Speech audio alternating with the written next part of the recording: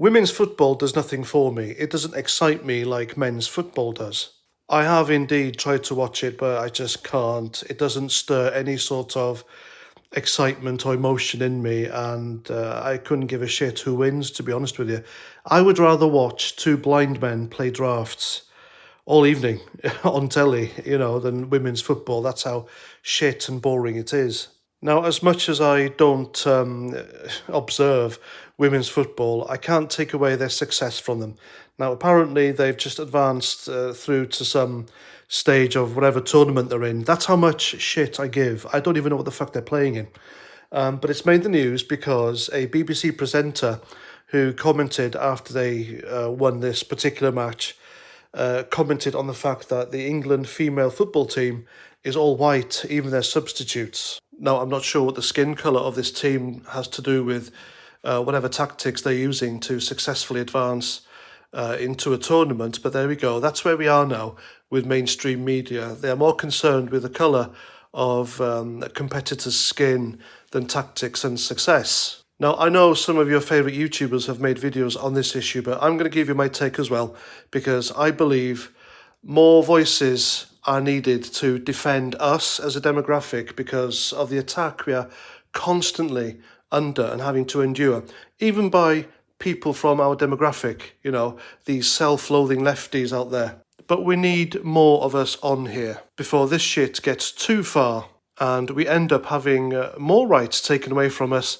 simply because of our skin colour. That's where it's heading, ladies and gentlemen. I'm not an alarmist, I'm not a conspiracy theorist, but you've seen it happen. I've seen it happen now in South Africa, and it's happening elsewhere as well, and it needs to be stopped. Because future generations now in schools, they are being indoctrinated into hating and loathing themselves simply because of the colour of their skin.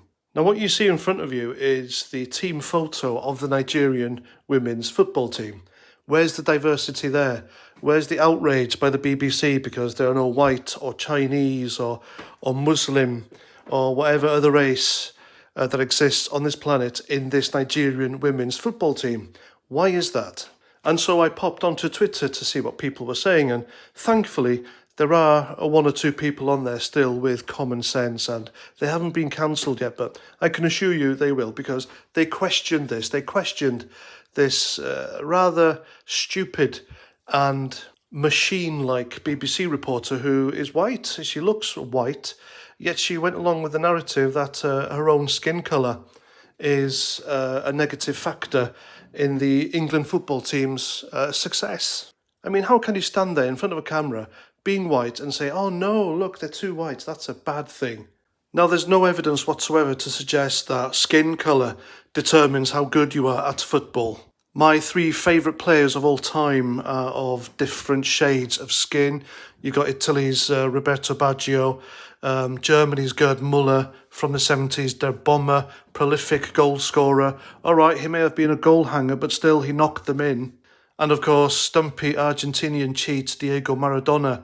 Yes, there was the hand of God, but still, the guy was a fucking genius. And look at Pelé, regarded as the best player of all time, and he was black. No one has ever given a flying shit about the colour of footballers.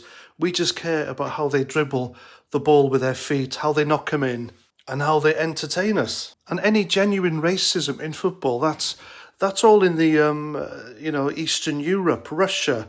That's where all that shit exists, and that's where it should be left. I even have Diego Maradona's Mexico 86 number 10 shirt, not the actual one, but a replica. I can't believe I said that. And I've worn it in England, and people don't give a flying fuck, because racism should never be about skin colour. The BBC reporter should never even have thought or dreamt of bringing this bollocks up, and quite frankly, the BBC should reprimand her.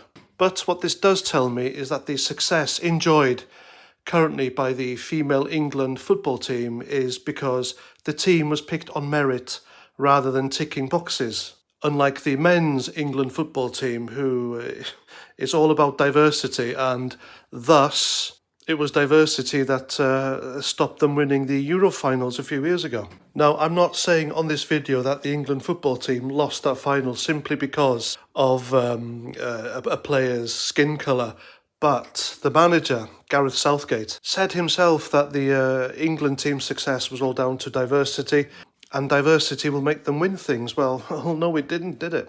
Now, I can read this like a book where it's going to go. The England female football team are enjoying success because of a team built on merit.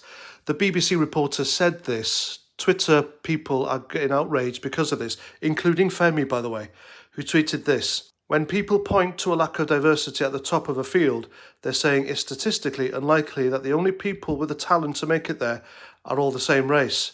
So you're implying that only white women have the potential to reach the top 16 in England. Now that's typically yet another ignorant tweet by Femi there, who does like to indulge in a bit of race baiting on Twitter. And yet the female Nigerian football team you see in front of you completely contradicts what he says, because they clearly think that only black players will bring them success. What's Femi's answer to that? And so, as a result of this, the England Women's Football Association will now pick people who tick boxes rather than merit and talent, and then they'll probably get nowhere, really, because they'd rather be seen as not being racist and not being diverse enough, because God forbid. I mean, how pathetic is this? I mean, jeez. Imagine being one of these female football players now, and you've worked your arse off, and to get where you are, you've gone through to the quarterfinals. You may get through to the final, yet they're going to kick you off the team because you're too pale, and all the hard work is for nothing. So, that's where this is going.